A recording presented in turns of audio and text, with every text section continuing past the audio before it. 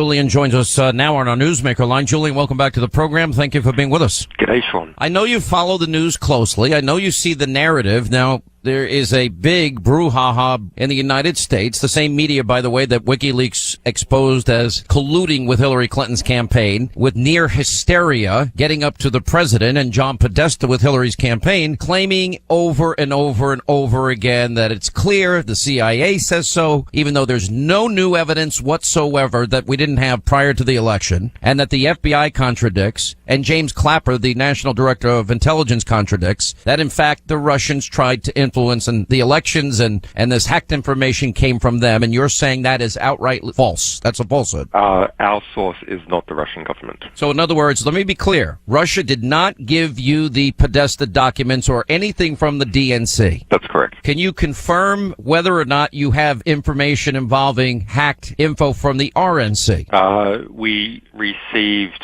about 3 pages of information to do with the RNC and Trump, but it was already public somewhere else. Okay, so in other words, there was nothing significant. There was nothing comparable to what happened. So what Reince Priebus said on NBC to Chuck Todd this weekend was true, and NBC had it wrong. Well, as far as we're aware of. As far as you're aware of. Yeah. Now, the CIA supposedly says the Russians definitely tried to influence the U.S. election. What is your thoughts on that?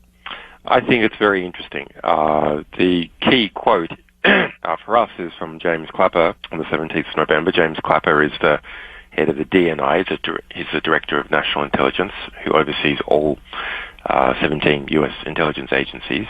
And so his statement is, as far as the Wikileaks connection, this is made to the House Intelligence Committee, as far as the Wikileaks connection, the evidence is not strong, and we don't have a good insight into the sequencing of the releases or when the data may have been provided. We don't have good insight into that. So let me, for the sake of our audience, Julian, let me play the exact quote. This is James Clapper, the Director of National Intelligence, saying exactly what you did, that in fact the Russian government, well, to what he exactly said, that in fact he was very, very clear in saying that WikiLeaks' connection with Russian hacking is not strong. Why? As far as the WikiLeaks connection, the evidence there is not as strong, and we don't have good insight into the sequencing of the releases or when the data may have been provided. We don't have as good insight into that. So that confirms exactly what you're saying. Can you answer whether or not there's a report out today, and there was a report out earlier this week, that in fact they can trace back some leaks to the Department of Homeland Security as it relates to the state of Georgia? Do you know anything about those? I looked when look. Let's pull back a bit. There's a deliberate attempt this week to conflate a whole lot of different issues together.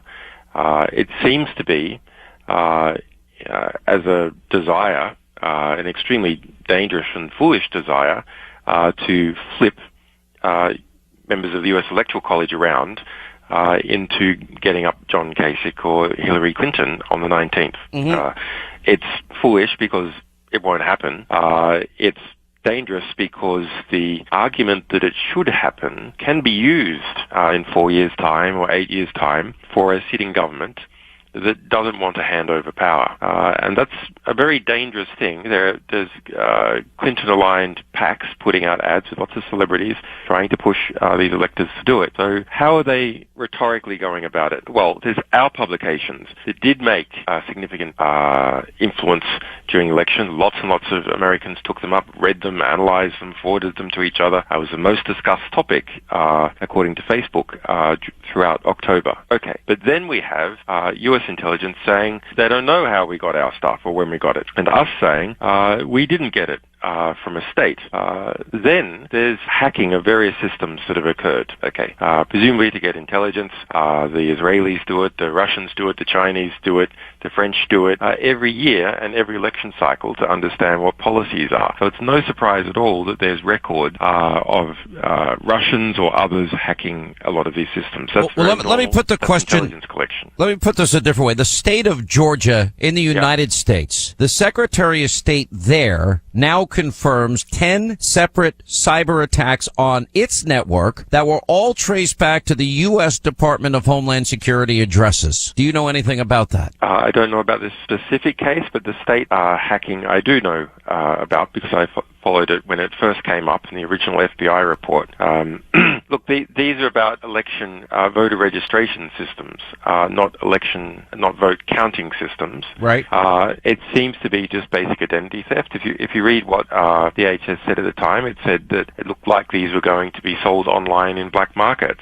Is the FSB going to be selling voter registration records online in black markets? No, of course. It's almost overwhelmingly likely that it is just identity theft. Let me ask you this. As far as the DHS attacks are concerned, that could be a number of things. It could be the DHS just testing security, and then people using the logs of those tests, or rather misusing them to try and claim that there's been attempted hacks of these systems. Well, I certainly respect, and by the way, it is important to point out some of your history. When you were 16 years old, you did hack into NASA. You did hack into the Department of Defense, and I believe one other agency. Is that true? There's a number of books saying that. Okay.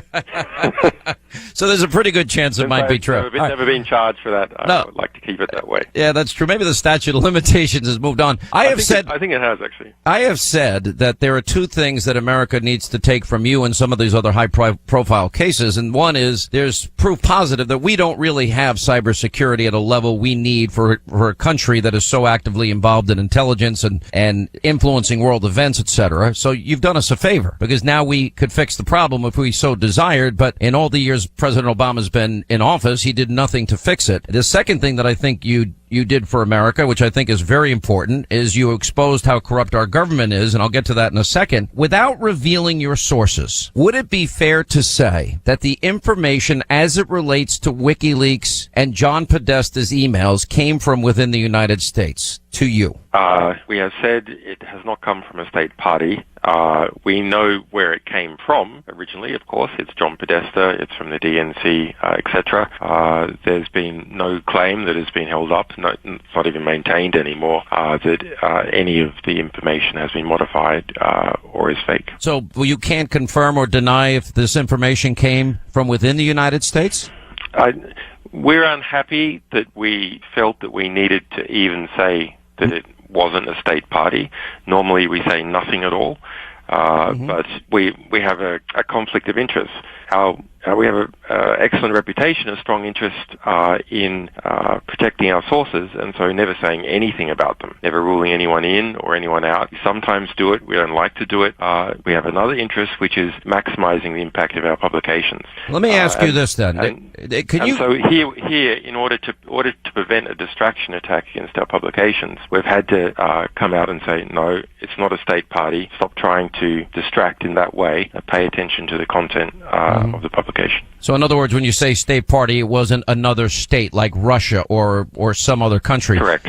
Let me ask you about WikiLeaks, and I think this could shake up the political world. Is it true, an email sent in July of this year that you have that describes how funds could be diverted from the Clinton campaign to the super PACs of Jeb Bush, Carly Fiorina, and John Kasich, specifically document number 1078645, and it reads, JBCFJK PACs will be noticeably silent for the rest of the campaign. Each will receive a significant allowance from advertising budget. HRC, Hillary is in the loop and talked to all three personally, eyes only. Is that a legitimate? I don't have that in front of me. We have published nearly 100,000 documents. So, I mean, I have seen references to things like that. I don't recall seeing an eyes only phrase. Do you recall any quid pro quo as it relates to Senator Lindsey Graham that he would get some assistance merely, in other words, when he ran for re-election for the Senate, I believe in 2020?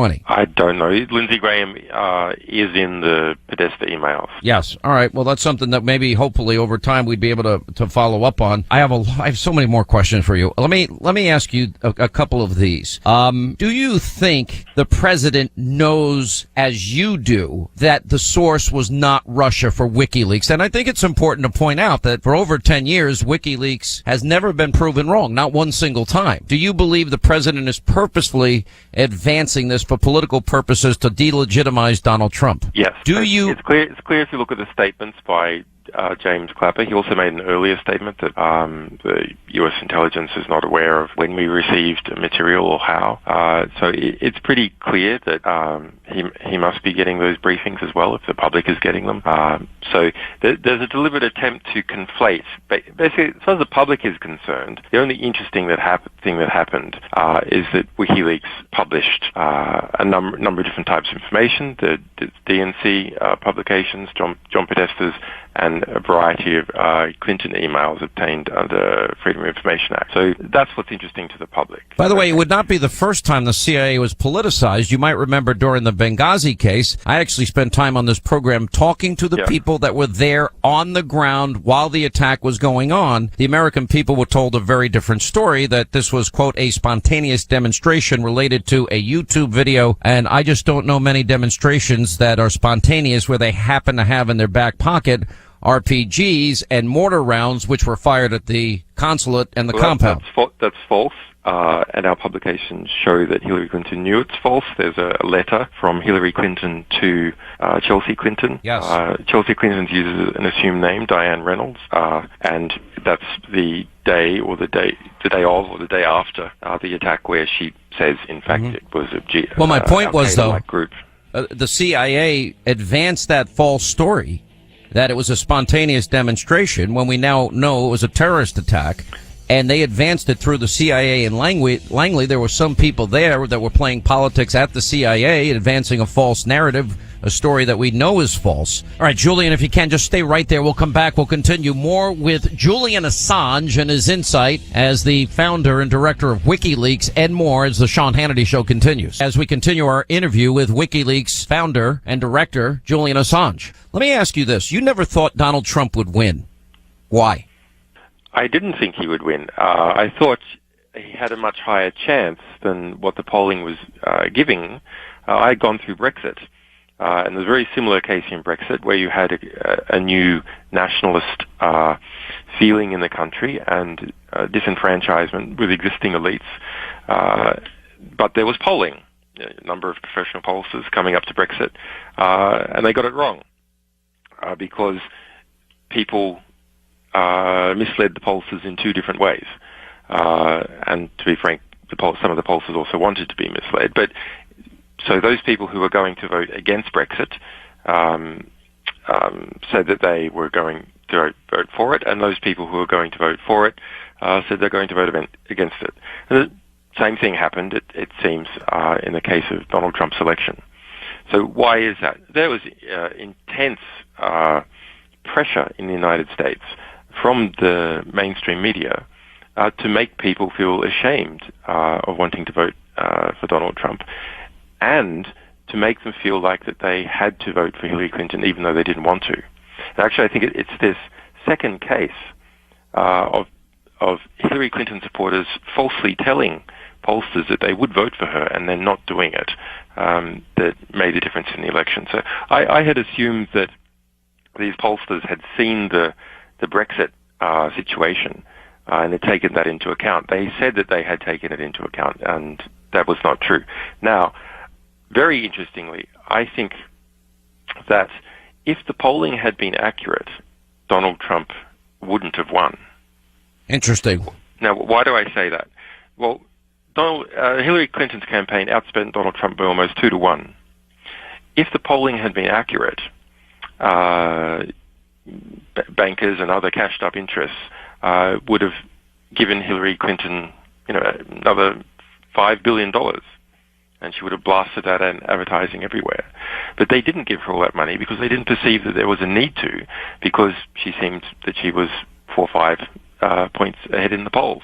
So they got fooled by the polling, and therefore didn't spend the amount of money that they needed to on their campaign, and didn't recruit other resources. So, recruit even more mainstream media resources to beat up Trump and to defend Clinton, because they didn't think there was a need to.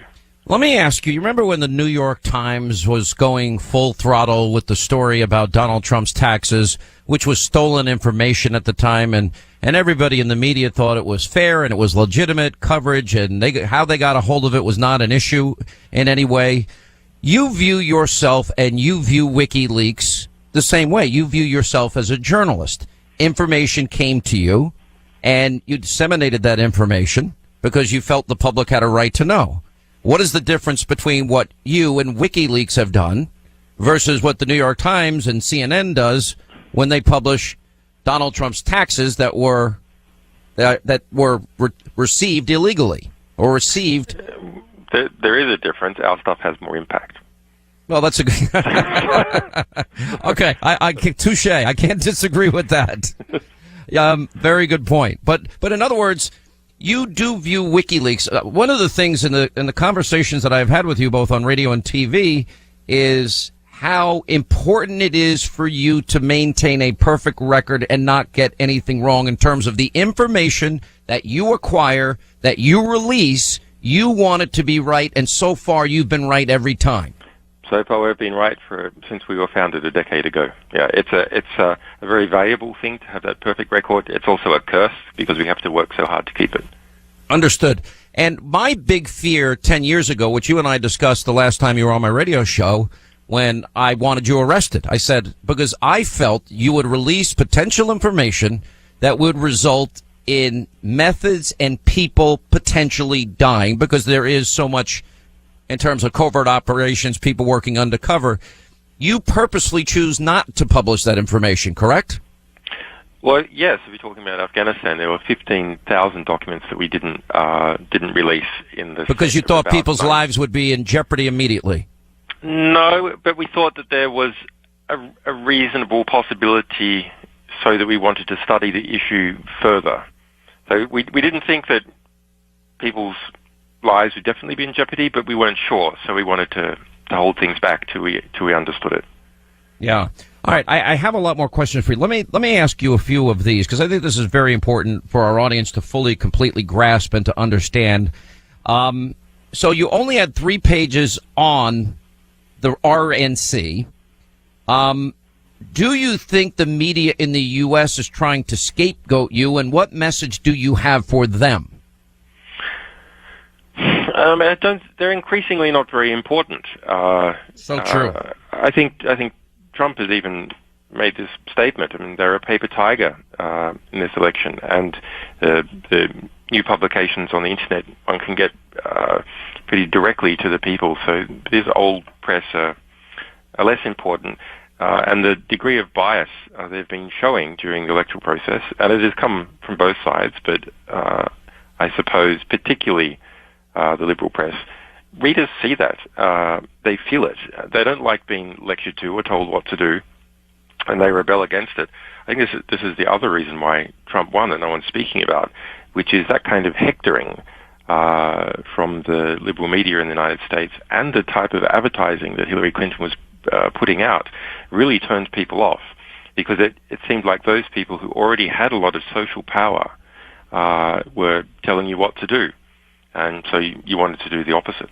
How easy, from your assessment, as somebody that has been involved in this most of his adult life now, how secure, if you were to give a grade of 1 to 10, 10 being the most secure, how secure is America's agencies, American government, America's secrets?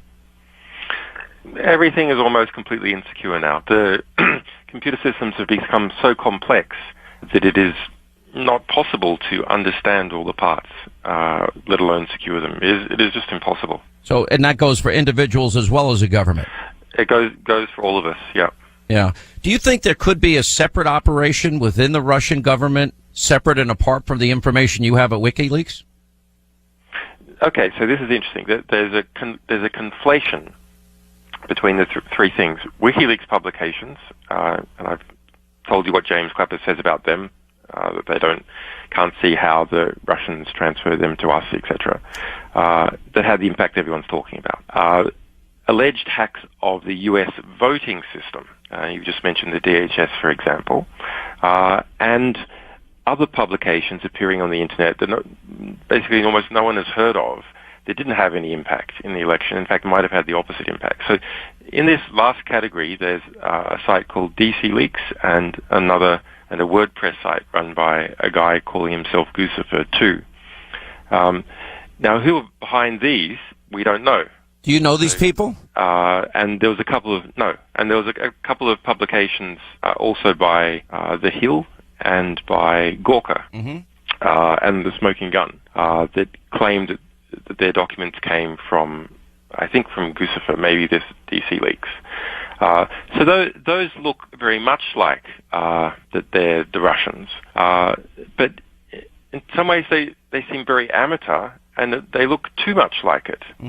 And so this is what, far from me to quote John Bolton, or I think I should be executed or something, but he has said correctly that if something looks so much like that it is meant to be the Russians, then maybe someone wants you. Just think it. That's such a good point. Let me ask you about Craig Murray, former British ambassador to Uzbekistan, an associate of yours. He was quoted in the Daily Mail that he flew to Washington, D.C. for the emails. He claimed he had a clandestine handoff in a wooded area near American University with one of the email sources, and the leaker's motivation was, quote, disgust at the corruption of the Clinton Foundation and the tilting of the primary election playing field against Bernie Sanders. And he said the source had legal access to the information. The documents came from inside leaks, not from hacks. Yeah, we don't comment on sourcing. Craig Murray is a former UK ambassador. He is a friend of mine.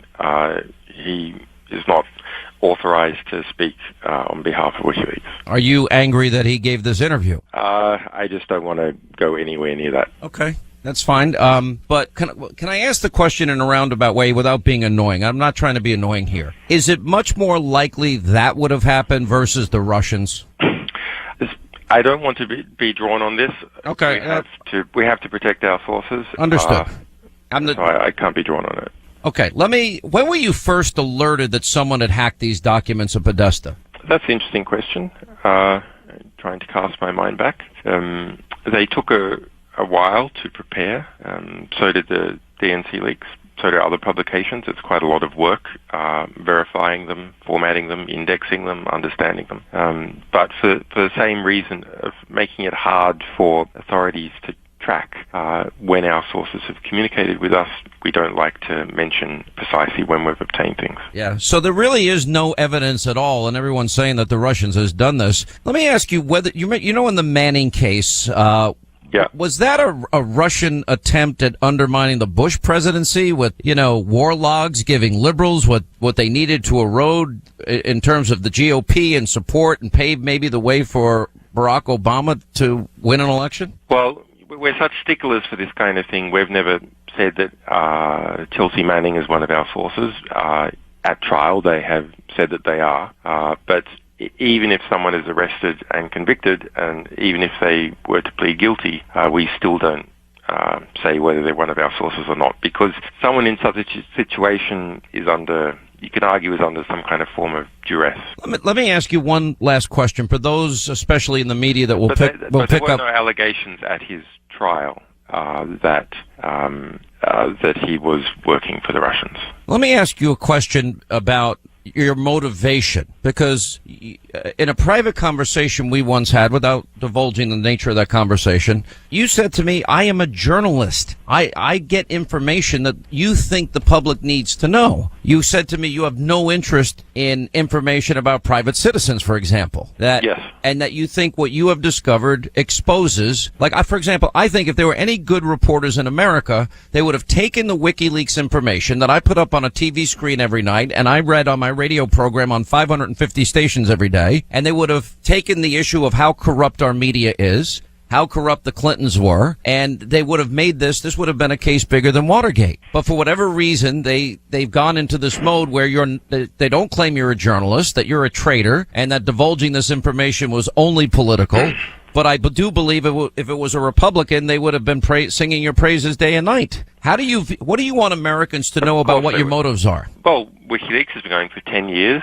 We specialize in obtaining information which has been suppressed from the public that is of political or historical importance, understanding it, analyzing it, publishing it, protecting our sources, encouraging interaction with the public. And that educates everyone, and they can decide how they want to live their lives accordingly. And we've won a lot of awards for that, a lot of journalism awards.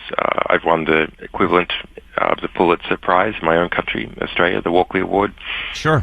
Other journalists have won the top journalism prize in their country three times, in the case of Kristen Frapson. So we're pretty good at this.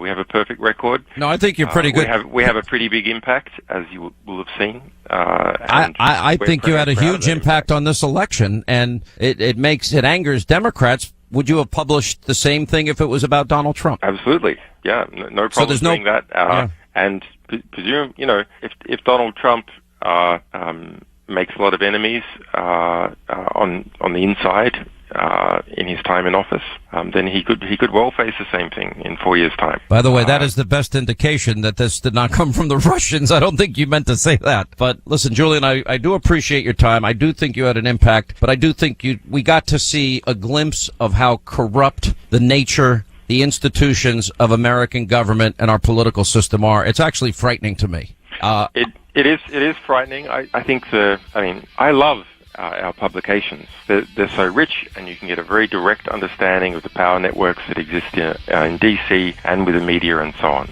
At the same time, yes, they're disturbing. But once you know what's going on, then you can do something about it. And that was my argument about why I think America owes you a debt of gratitude for that and for the exposing that we have no cybersecurity. Julian, I've taken way too much of your time. Thank you so much for being with us. We really appreciate it. We hope you'll come on TV soon. Thanks, Sean. Bye-bye. Take care. 800-941-SEAN, our toll-free telephone number.